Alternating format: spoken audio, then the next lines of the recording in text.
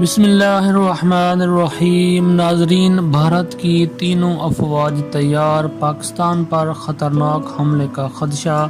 ناظرین، کسی بھی لمحے کچھ بھی ہو سکتا ہے۔ مودی نے فورسز کو اختیار دے دیا، نشانہ کون سے علاقے ہوں گے؟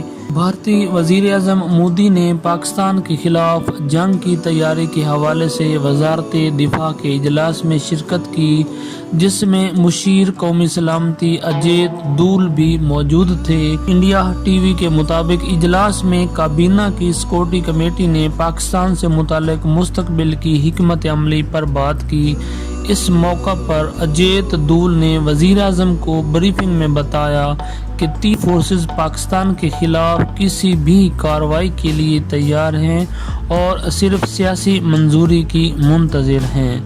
ناظرین، وزیر اعظم مودی نے تینوں فورسز کو مکمل اختیار کی یقین دہانی کراتے ہوئے کہا ہے کہ وہ اس بات کو یقینی بنا لیں کہ کارروائی کا نشانہ فوجی اہداف ہوں گے۔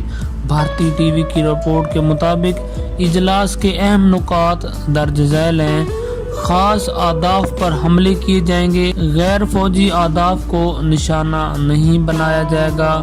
نہ صرف آزاد کشمیر بلکہ پاکستان کے اندر کے اہداف کو بھی نشانہ بنایا جا سکتا ہے۔